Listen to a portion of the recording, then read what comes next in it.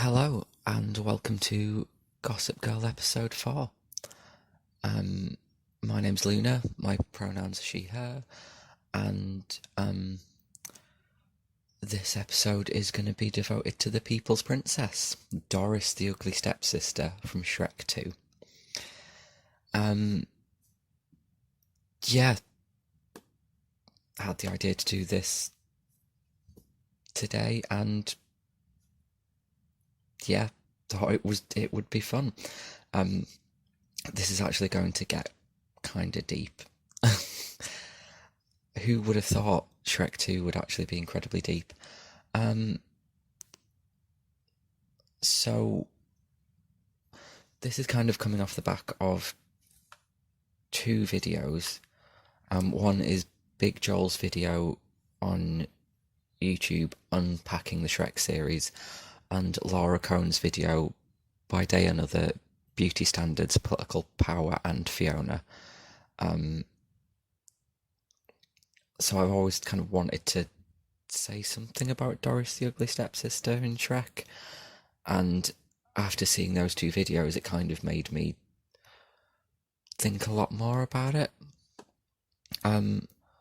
So yeah, I suggest looking those up. I will try and leave a link to them in the description, and they will explain a lot more of the background of what I'm going to try and talk about. Because looking at transness in Shrek's universe has some sort of political impact.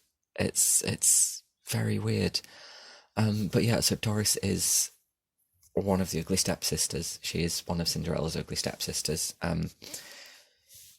She only really appears in like Shrek 2 and Shrek the Third. She's also in like the DVD extra bit for Shrek 2 Far Far Away Idol. And then in the other Shrek bits, she's kind of like in the background. But her main appearances are, yeah, Shrek 2 and Shrek the Third. So in Shrek 2, you see her as the barmaid or landlady of the Poison Apple, which is like the villains club that they all hang out at. And what I didn't realise until I actually looked it up is that in the fairy godmother's cottage there are essentially before and after portraits of her, to just like lean into the fact that she's trans. So apparently there's one of her that is pre-transition and one of her that is post-transition. And wow, Shrek made a canon trans character. Who knew 2004 would have representation? You know, we weren't really invented until Laverne Cox got on the front of Time magazine, so yeah. And then, yeah, she's in the DVD extra bit, Far Far Away Idol, which is an American Idol parody, where she sings Girls Just Wanna Have Fun by Cyndi Lauper. And I had to go back and watch the clip, because I hadn't seen that since I was, however old I was, 12, I think, when Shrek 2 came out. And I was cringing like fuck, but also, like, show me a trans woman that hasn't tried singing something like that at karaoke to make themselves feel better, and I will show you a liar. Yeah, and then Fiona kind of says at the end, like, you go, girl, which is kind of shitty, but also, like, let's face it, we're used to reactions like that, especially if you're, like, very visibly trans. Also, sorry if there's, like, noise in the background. I'm recording this during Storm Sierra, so you might hear rain and wind and other things in the background. So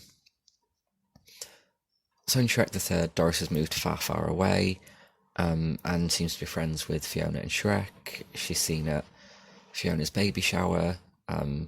She punches the lock to break open the gates, and also she tricks the guards by showing a little leg and then reveals a face. And the guards are like, shocked, and then she knocks them out. We'll get to unpacking that. That's an interesting one. So, like, Doris herself, like, the way she looks, she's got quite like old school makeup, which, like, when I looked on the Shrek wiki, it suggests like drag queen makeup, which it is and it isn't. Like, it does admittedly look kind of divine-ish when you look at it, um, with the up here eyebrows and the big eyeshadow, but also like it's kind of old school trans woman makeup, particularly if like they were around at a particular time and they were doing drag. Like, that kind of makeup became like a staple and a thing. Like, yeah, and she's clearly written to be played for laughs. Like, she's voiced by Larry King. In the UK version, I didn't realise she's apparently played by Jonathan Ross, which I had to search YouTube hard for a clip of that. Because obviously the version that we've all seen is the American version with Larry King doing the voice, because obviously that's funnier for some reason. And it's weird, Jonathan Ross doing the voice. I don't like Jonathan Ross's voice anyway. I don't like Jonathan Ross particularly. It's creepy. He's creepy. Yeah, so she's one of those examples of something that is transphobic by dint of really just being played for laughs. She's kind of inserted as a gag, really, and then things kind of evolve from there. But let's face it, even shitty representation is representation, especially when you're 12 years old and you're having feelings about being trans, but you don't know what that is, and you won't really be able to unpack them for another 10 years. Yeah, I can see why I kind of had a thing for Doris when I remember seeing it. Like, it was feeling represented without knowing I was feeling represented. And looking back now, like, I definitely feel represented by her. Like, with her being like a visible trans woman, like working class trans woman working a bar.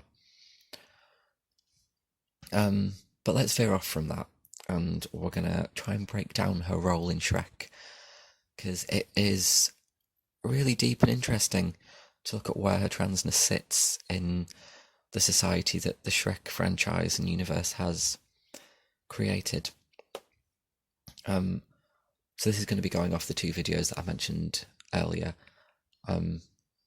So if you want to know a bit more, go look at them. I'm not going to be going too much into breaking down what they say here, but I will do it as it relates to Doris. So when you see her, she's kind of accepted by the other villains and by the outcasts, as if her transness is just another facet of society. She isn't treated special in the film. Like, she just works in the bar. Like, but also, like, she's not a true outcast. None of them really are. So in Big Joel's video unpacking the Shrek series, this is highlighted with Shrek.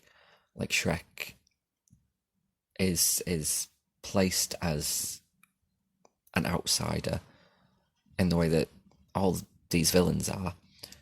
You know, the characters are designed to be outsiders, but they're not really outsiders, because that is their place in society. They're to be the deviants. They are, they're designed as the misfits.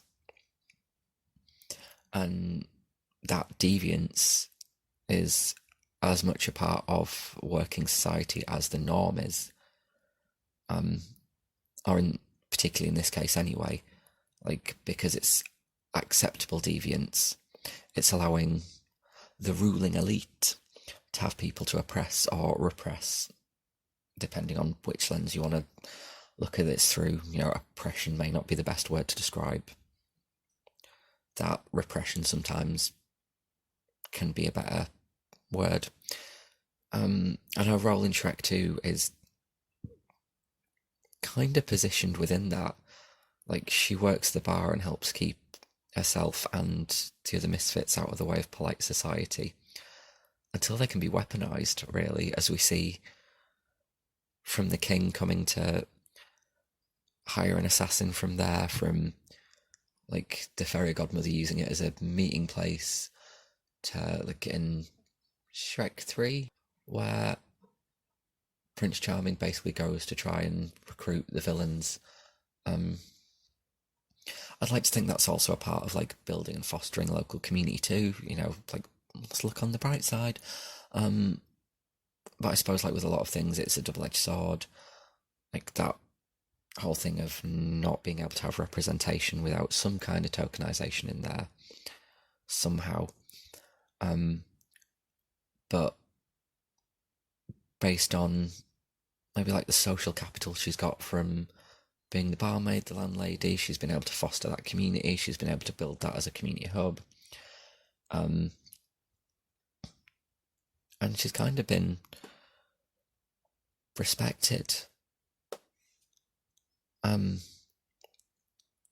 But the other thing is it's in Shrek 2 where we see the themes of beauty as power become less of an issue in the series as it was in the previous film, because hashtag all women are beautiful. It's probably important to note here that there aren't really any black women in the movie, which is interesting. Like all the princesses are like lovely and white, and even Doris is white and Fiona is green. Like, weird how they could insert transness in there to try and take the piss out of it. And yet, like, I guess the only allegorical deviance for skin colour is the fact that Fiona and Shrek are green. But yeah, Lauren Cohn's video By Day and Other Beauty Standards, Political Power and Fiona highlights this, and highlights how, like, in the first film, Fiona's got this whole thing of, like, basically she stops being a princess if she doesn't get true love's kiss and become beautiful. So she kind of goes on a bit of a quest to become beautiful, I guess, or to find love to then become beautiful, and Shrek is now the one going on the quest to be beautiful in Shrek 2. He goes to the fairy godmother's cottage, drinks the potion to try and make Fiona happy, because he assumes that the change that she's made is that she became an ogre, which was clearly her destiny all along, really. I don't know, yeah, so like maybe the quest that Fiona went on for beauty was kind of in her own way dictated by society, of like, you'll no longer be a princess if you don't become beautiful, if you don't find true love, which beauty is part of the quest but also the goal. And it's deep, but yeah, in Shrek 2 you see Fiona finally being comfortable in her ogre skin because it's Shrek that finds her beautiful. And that has nothing to do with Shrek himself, but because he's there setting a standard of beauty. So like in the first film he says, you're beautiful to me, when he kisses her and she actually is still an ogre. Yeah, so he's setting that standard of beauty. He's essentially giving her that power, and because of that she's still allowed to be a princess because she is being seen as beautiful. And I suppose we kind of see this somehow reflected in Doris's inclusion, that beauty isn't what has the power anymore. Like, and yes, it's shitty to frame it like that, because essentially just saying she's ugly, but as an ugly working class transsexual, like, this is part of the reason I feel accepted here. Like, she's like, her transness is played for like ugliness. She's the ugly stepsister. Her transness is played as repulsive. So like, yeah, like as the barmaid, the landlady of the Poison Apple, she's got power, and maybe that's based more on social capital. I don't know whether she actually owns the Poison Apple. Is there actually some sort of capital there? Who knows? We never have that shown. That's why I'm saying barmaid / landlady. But if she has power, then we must assume from that. I feel like I'm saying a fucking essay. I feel like this is a full-on, like, academic breakdown of Shrek 2. It basically is. This is getting deep. Basically, if she has power, she is considered beautiful because that is what the political power of the Shrek universe seems to have going on there. That is how that is defined. You have power if you are beautiful and you adhere to these standards of the norm. So if the norm has suddenly been widened, then Doris then has power. Who has given her that power? Who has set the standard for beauty? Is it Fiona marrying? Is it the fairy godmother? The other option here is that society has deemed that she's the right kind of deviant and has essentially positioned her as the jailer / warden of the deviants of the poison apple. But I don't know how I feel about that. But if it is the fairy godmother that has set that standard of beauty, then she's essentially playing like the GIC system in the UK, or any doctor's gatekeeping transition for that matter, or anybody gatekeeping transition as a whole, not just medically, I guess. But like how the GIC system in the UK gatekeeps and pushes you to conform to certain standards. So I guess the fairy godmother is kind of could maybe have done that in that respect, like could have pushed Doris towards a certain amount of conformity. And the fairy godmother could have done that for her own political gain, because essentially if she's given Doris a potion, she therefore can unmake Doris, in the same way that doctors try and play that game with us. Just like how she's able to control Harold, Fiona's dad. And if she's controlling the king, she can control the kingdom. So if the fairy godmother is controlling Doris, who has the power, then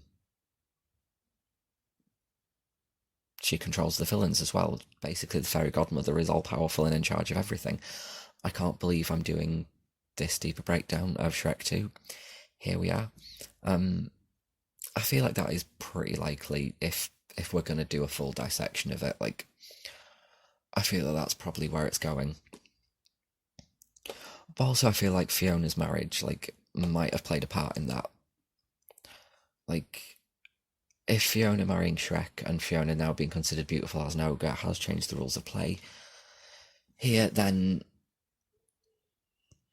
it could be that Doris performing her own version of beauty as she sees it, as she feels it, has given her the power, because she then has a community that is viewing her as beautiful, is accepting of who she is. And that then gives her social capital, gives her political power. Like that puts her in charge, I guess. Gosh, this is getting deep. And like we then can move on to Shrek the Third, which is the other time that we see her, because we don't really need to do a breakdown of Far, Far Away Idol. By this time, she's essentially been accepted into Fiona's court. Because she's now at the baby shower. Like her deviance, her being a misfit, has, you know, she's been accepted by the Queen Deviant herself. Like if Fiona is accepted by the other princesses and Doris is accepted by Fiona, then like Doris then becomes accepted. Like and Doris is positioned here as a princess. She's not part of the ragtag band of fairy tale creatures with like the big bad wolf. We're not going to get into the whole gender confused wolf thing that the fairy godmother comes out with. We're not going to unpack the wolf right now. I don't. I can't be arsed with that. But yeah, like we ultimately see her being grouped in with the princesses, hence why I'm calling her the People's Princess. Um, like that title, I would like jokingly, like I'm gonna call this like the People's Princess, but like I kind of thought about that jokingly as like maybe Doris is like the Princess Di of this situation. Um, but also like she kind of is. Like if we've seen that, like so if we look at Shrek Forever After quickly, like Fiona's ultimately drawn to another band of misfits. She becomes the leader of the resistance with the other ogres. She's always drawn to some sort of deviance. She doesn't try and like in that timeline become beautiful and sign a contract with Rumpelstiltskin and like yeah, just join the norm there. It's like Fiona's changing the rules of play, like has not only contributed to Doris's transness being accepted, like as far as in we can see within Shrek, I don't know how accepted she is in the entire universe, but like that also kind of makes her power base the one that she's created from her community and not the hereditary like princess thing or adhering to the like beauty as power standard as it was before Fiona changed it. Like she then kind of gets more power and she's become a part of that court and she has some sort of influence now. She's accepted, she's a celebritran, as I'd like to call them, essentially. She's, you know, mention any like celebrity trans person or trans person with a following that has that, like, yeah, she's essentially filling that space. And while she's no longer accepted by the misfits of the poison apple now, as you see when Prince Charming goes to hire the villains, her sister Mabel says, you know, Doris isn't welcome here anymore. She's made it into court. She's now part of the acceptable deviants. And like this is where we then see her transness weaponized, albeit under her own steam to escape from prison along with Fiona and the other princesses. It's essentially shown that her being a trap is her superpower. Meanwhile, Snow White can summon birds and other animals. Like, and I'm not against like trans people using their own transness, and especially it being shown as a superpower. I'm sure there's a way to spin it as empowering. Like, I use my transness for my own benefit in certain situations, particularly where transness is fetishized. Leaning into that fetishization to be safe, to a whole host of other things. But yeah, we essentially see it show a bit of leg and then show a face off and the guards be repulsed and play into the idea of her being a trap. And again, it's like a double-edged sword thing of like, I feel represented because, yeah, it's like I say about that scene from Disney's Robin Hood where Robin Hood and Little John are dressed as fortune tellers, trying to rob the king. Like, I also pretend to be a woman on the internet to rob men of their money. It's a thing, you know. So yeah. But also we get the whole thing of like she's playing that trap thing and she's kind of avoiding repercussions because of a newfound status, like in the court, whereas like I'm sure had she done that without that protection, without that backing, that could have gone really wrong. So it's a whole thing. It's a very whole weird thing. And like, while some of what I've highlighted is like kind of shitty and problematic, like I still feel really represented by Doris. Help the fact that she's got like a classically feminine name to play off the fact that she's ugly makes me feel very seen because that's what I did when I picked my name. I wanted to go for something very like cute and feminine and that would play off against the fact that people still read me as a man and that, yeah, I am still ugly. And before anyone goes off at me for calling myself ugly, like, it's not a beating myself up thing, it's an owning my power thing. Like, it's being able to recognise that I don't fit into those beauty standards and owning that. And that's cool. So please don't go off at me and being like, oh, you shouldn't call yourself ugly. Like, it's okay. And like I said earlier, even shitty representation is representation nonetheless. Like, often we can find safer spaces for ourselves, like specifically trans women and trans femmes, like within transphobia and transmisogyny. And like, while the Rocky Horror Picture Show is transmisogynistic, it gave me the space to explore myself within that, dressing as characters. And if anyone's going to build the perfect man in a secret lab in a castle in the arse end, no, well, let's face it, it's going to be me.